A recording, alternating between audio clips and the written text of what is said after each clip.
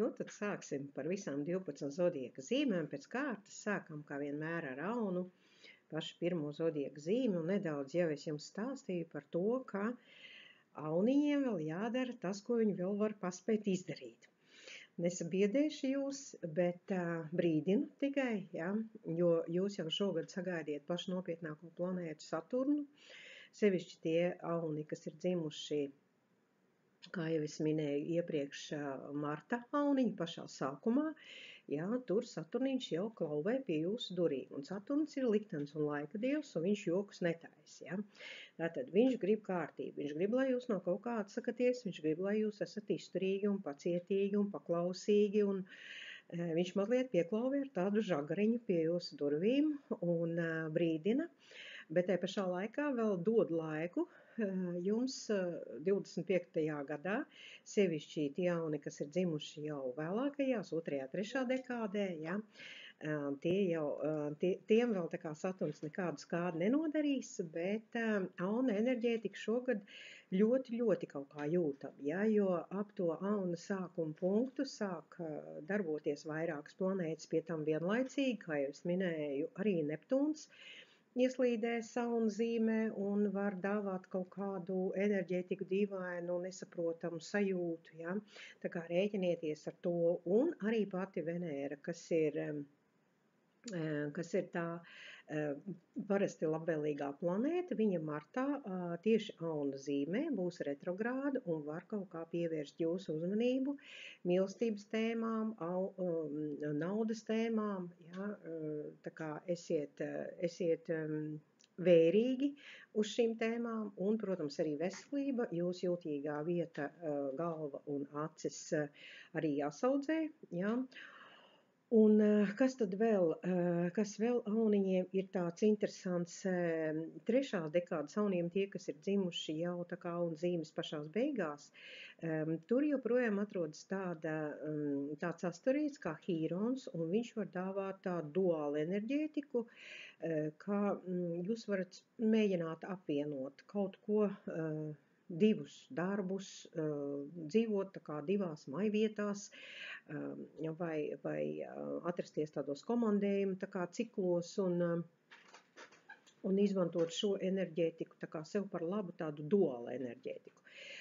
Viņu arī sauc par laimes atslēdziņu, tāpēc kāds no Auniem varētu arī atslēgt kādas laimes zemes durvis, gan tiešā, gan pārnestā nozīmē. Dažreiz Hīrons iedod arī atslēgu, reāli atslēg kādas mājokļu durvis, bet dažreiz arī tādā pārnestā nozīmē ļauj saprast kaut kādu dzīves tēmu, kurā jūs tā kā varētu iet un realizēties, ja?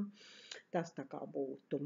Nu, 3. dekādas Auniem arī gada sākumā var ietekmēt šī kārdinātāja, šī Lilita, par ko es runāju, un kaut kā veidā mēģināt jūs tā kā sabiedēt vai mēģināt novest no pareizām domām vai apbēdināt kaut kā, bet vēlāk tas izrādīsies, ka tas viss tā kā ir falši un nebija jēgas pat uztraukties un baidīties ne no kā, jā. Viss ritēs atkal tālāk normālā gaitā. Nu, tur līdz kaut kādam martam, aprīlim, kā jau es teicu, ka tā enerģētika ir tāda īpaši saspīlēta. Nu, tad vēl arī 3. dekādas Auni vairāk var izjust tieši šo Marsa retrogrādo kustību, par kuru mēs runājam lielajā prognozē, kas ir šobrīd un ir līdz 24. februārim, un tā enerģētika varētu būt arī ilgstošāka līdz kaut kādam maijam. Jā, līdz ar to no maija kaut kādas tēmas sāks risināties ātrāk. Esiet pacietīgi, jo jūsu temperaments grib visu ātri un tūlīt un uzreiz atrisināt, ja. Tātad šeit ir arī gan veselības tēmas, gan darba tēmas, gan auto tēmas varētu būt svarīgas Auniņiem šajā gadā. Finansiāli, tā kā arī naudas planēta, pa cik būs Vēzī, tad viņa līdz jums, līdz Aunam veidos tādu asu stūrīti, 90 grādi, astroloģijā skaitās netik labvēlīgs attālums, un iespējams, ka finansiālajā jautājumā arī būs mazlietiņa spriedze, ekonomija, naudas plūsma nebūs tik varbūt labvēlīga, kā bija iepriekšējos pāris gados. ar to tā kā jārēķinās. Nu tā, kas mums vēl tur ir auniņam? Nu, tas laikam arī būtu lielos vilcienos viss par aunu. Nākošā zīme mums ir vērsis.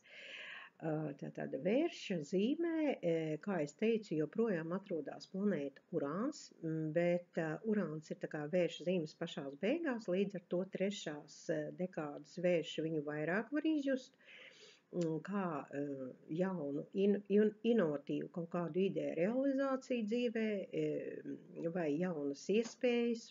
Kādam vērsim varbūt arī tas īpaši nepatiks, un viņš paliks nervozāks un satrauktāks, ja. Finansiālajā ziņā arī pagājušais, respektīvi 24. gads bija labvēlīgs, un arī 25. gadam nebūs nevainas.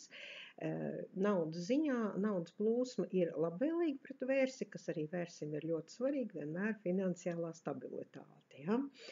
Mazlietiņi jāuzmanās ir no Lilitiņas, kas ir pretējā zīmē Skorpionā, jo Lilita, kā jau Tumas valdniece, var dot lieku kādu kārdinājumu, no kuru vajadzētu atteikties vai izvērtēt, vai man to vajag, vai man to nevajag. Un šie kārdinājumi, kā es teicu, viņi var būt gan finansiāli, gan emocionāli, skart gan naudas lietas, gan mīlestības tēmu, tā kā visu vajag kārtīgi izvērtēt. Pirmās dekādas vērši, kas ir dzimuši aprīlī, viņi var sajust Plūtona ietekmi, jo Plūtons atrodas ūdens vīrā pirmajos 3 grādos, un kaut kādā veidā viņi var ietekmēt tos vēršus, kas ir dzimuši aprīlī, netik labvēlīgā veidā, ja. Tātad, ja gribēsies kaut kādas pārmaiņas, viņas tā kā nebūs viegli realizējums, varbūt grūtāk risināsies arī kaut kādi kredīti jautājumi, kaut gan vēršs nelabprāt ņem šos kredītus, ja, bet varbūt tie ir kaut kādi mantojuma jautājumi, kas saspīlēsies, varbūt tā ir veselības tēma, ar ko ir bišķi jāpastrādā šiem vēršiem. Nu, kaut kā tā. Kas tad vēl? Kāda vēl tur pozīcija mums ir interesanta? Tā tad nauda bija, Mars viņus neskar, kārdinājums būs pretim diezgan stiprs. Nu, laikam vēršiem tas arī viss. Nākošā zīme ir Dvīņi. Šogad pavada savu Jupiteru, laiž viņu tālāk uz Vēzi. Jupiters ir sadarījis jums kaut ko labu, bet Dviņiem bija tā, ka iepriekšējā gadā varēja būt tāds duāls gads, no vienas puses kaut kas pozitīvs bija, un no otras puses bija saspīlējums, un varēja arī būt no kaut kā jāatsakās vai kaut kas jāpārdzīvo, bet no otras puses Dviņiem bija ok, finansiālajā ziņā un īpašuma lietās visam vajadzētu būt bijis labi, un arī nākošais gads finansiālajā jautājumā būs labvēlīgs, materiālā labklājība būs. Par cik Urāns tuvojās Dviņiem, tad Dviņiem varētu būt arī kaut kādas jaunas zināšanas, jaunas iespējas kaut kur doties, pašiem pa galvu malsies jaunas domas, kuras gribēsies realizēt, kļūsiet varbūt tādi nemierīgāki un vēl aktīvāki. Tas vairāk varētu skart maijā dzimušos Dviņus, jo šī planēta tikko ieies Dviņos, ja. Kā jau es teicu, 26. gadā tad jau pamazām vēl tālāk ieies un būs nākošiem Dviņiem sajūtama. Ja kā es vienmēr smējos, tad, kad Urāns ieiet kādā zodieka zīmē, tad viss šīs zīmes pārstāvji ļoti sāk interesēties par astroloģiju vai kādām citām zinātnēm. Nu, Dviņiem jau vienmēr viss kaut kas interesē. Tie ir lielākie skolēni vispār starp visām zodieka zīmēm, tā kā gaidīšu savos kursos vairāk Dviņus zinātkāros, ja. Tātad naudas lietās joprojām būs labvēlīgi, viss stabilitāte nezudīs un problēmas pamazām arī atkāpsies. Arī tās, kas bija šajā 24. gadā, tās arī pamazām atkāpsies. Varbūt vēl mazlietiņ trešās dekādas Dviņi, kas ir jūnijas, kaut kādi 16. 17. Varbūt tur vēl nedaudz būs spriedzes enerģija, jo Saturns vēl joprojām pa ziltiņām staigās pēdējiem grādiem, līdz ar to vēl varbūt kaut kāda pacietības pārbaude, ja, bet pamazām arī šiem Dviņiem jau enerģētika uzlabosies. Tātad, kas mums tur vēl tāds interesants ir uz dviņiem? Jā, arī šis šaubu un neziņas periods arī 3. dekādas dviņiem vēl varētu būt, ja, aktuāls. Un pamazām arī šī šaubu planēta Neptūns iet ārā no zivs zīmes, līdz ar to arī līdz dviņiem šis saspīlētais attālums, viņš tā kā mazināsies, un 26. gadā jau šaubas klīdīs pa visu.